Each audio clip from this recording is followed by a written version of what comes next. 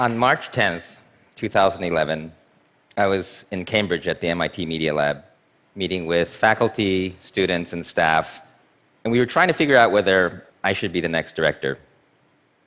That night, at midnight, a magnitude 9 earthquake hit off of the Pacific coast of Japan. My wife and family were in Japan. And as the news started to come in, I was panicking. I was looking at the news streams and listening to the press conferences of the government officials and the Tokyo Power Company and hearing about this explosion at the nuclear reactors and this cloud of fallout that was headed towards our house, which was only about 200 kilometers away. And the people on TV weren't telling us anything that we wanted to hear. I wanted to know what was going on with the reactor, what was going on with the radiation, whether my family was in danger. So I did what instinctively felt like the right thing, which was to go onto the internet and try to figure out if I could take matters into my own hands. On the net, I found there were a lot of other people like me trying to figure out what was going on. And together we sort of loosely formed a group, and we called it Safecast. And we decided we were going to try to measure the radiation and get the data out to everybody else, because it was clear that the government wasn't going to be doing this for us. 3 years later, we have 16 million data points. We have designed our own Geiger counters that you can download the designs and plug it into the network. We have an app that shows you most of the radiation in Japan and other parts of the world. We are arguably one of the most successful citizen science projects in the world, and we have created the largest open data set of radiation measurements. And the interesting thing here is thank you. How did a bunch of amateurs who really didn't know what we were doing somehow come together and do what NGOs and the government were completely incapable of doing? And I would suggest that this has something to do with the internet. It's not a fluke. It wasn't luck, and it wasn't because it was us. It helped that it was an event that pulled everybody together, but it was a new way of doing things that was enabled by the internet and a lot of the other things that were going on. And I want to talk a little bit about what those new principles are. So, remember before the internet? I call this BI, okay? So, in BI, life was simple. Things were Euclidean, Newtonian, somewhat predictable. People actually tried to predict the future, even the economists. And then the internet happened, and the world became extremely complex, extremely low cost, extremely fast, and those Newtonian laws that we so dearly cherished turned out to be just local ordinances. And what we found was that in this completely unpredictable world, that most of the people who were surviving were working with a sort of a different set of principles. And I want to talk a little bit about that. Before the internet, if you remember, when we tried to create services, what you would do is you'd create the hardware layer and the network layer and the software, and it would cost millions of dollars to do anything that was substantial. So when it costs millions of dollars to do something substantial, what you would do is you'd get an MBA who would write a plan and get the money from VCs or big companies, and then you'd hire the designers and the engineers, and they'd build the thing. This is the sort of before internet BI innovation model. What happened after the internet was the cost of innovation went down so much because the cost of collaboration, the cost of distribution, the cost of communication, and Moore's law made it so that the cost of trying a new thing became nearly zero. And so you would have Google, Facebook, Yahoo students that didn't have permissionless innovation, didn't have permission, didn't have PowerPoints. They just built the thing. Then they raised the money, and then they sort of figured out a business plan, and maybe later on they hired some MBAs. So the internet caused innovation, at least in software and services, to go from an MBA-driven innovation model to a designer-engineer-driven innovation model. And it pushed innovation to the edges, to the dorm rooms, to the startups, away from the large institutions, the stodgy old institutions that had the power and the money and the authority. And we all know this. We all know this happened on the internet. It turns out it's happening in other things too. Let me give you some examples. So at the Media Lab, we don't just do hardware. We do all kinds of things. We do biology, we do hardware. And Nicholas Negroponte famously said, demo or die, as opposed to publish or perish, which was the traditional academic way of thinking. And he often said, the demo only has to work once, because the primary mode of us impacting the world was through large companies being inspired by us and creating products like the Kindle or Lego Mindstorms. But today, with the ability to deploy things into the real world at such low costs, I'm changing the motto now. And this is an official public statement. I'm officially saying, deploy or die.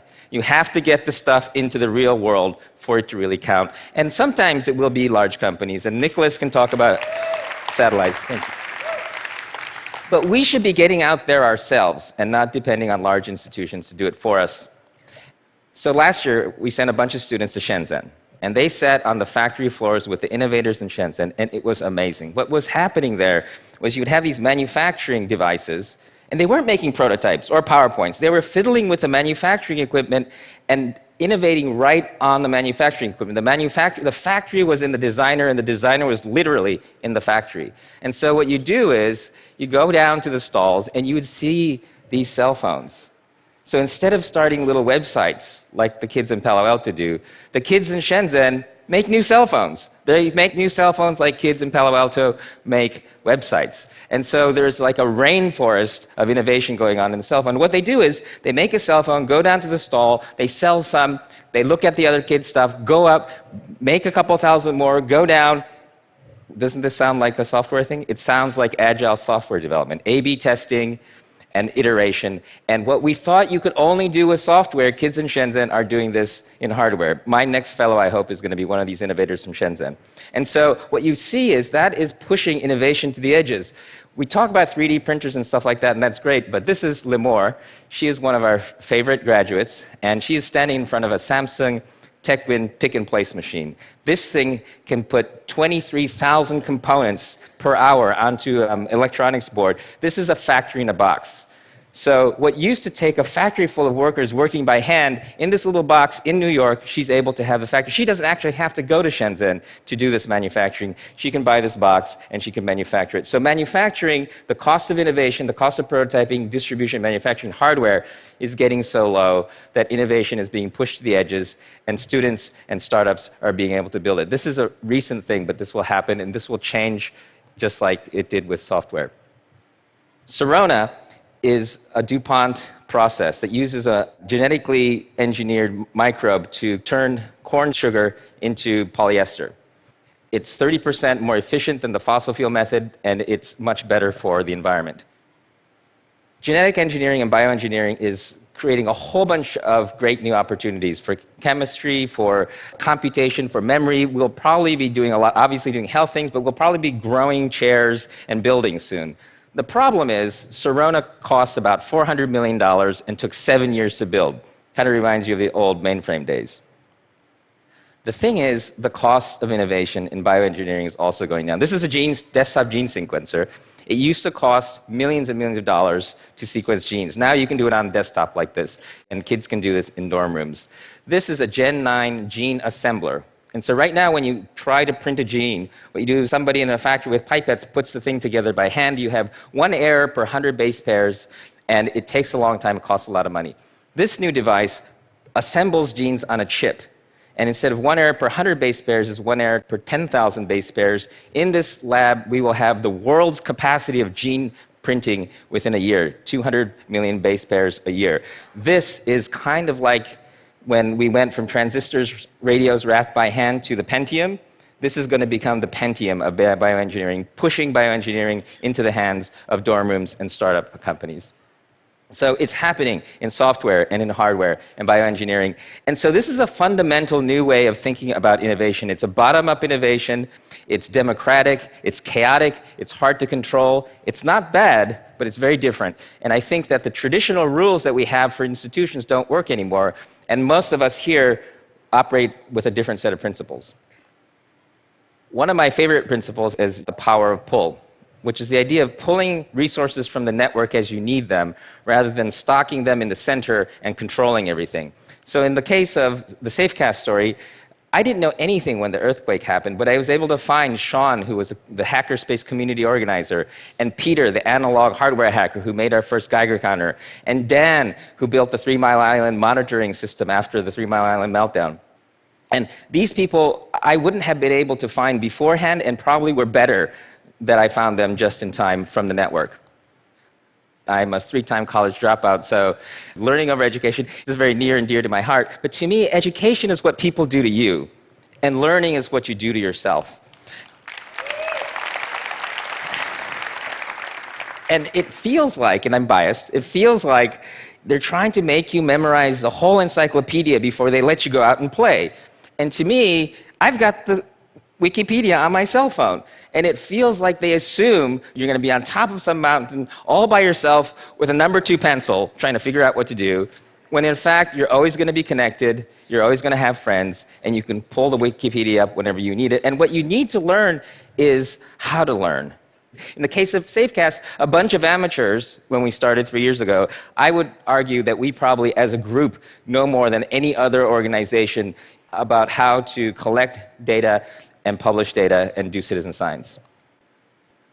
Compass over maps. So this one, the idea is that the cost of writing a plan or mapping something is getting so expensive, and it's not very accurate or useful. So in the Safecast story, we knew we needed to collect data, we knew we wanted to publish the data, and instead of trying to come up with the exact plan, we first said, oh, let's get Geiger counters. Oh, they've run out.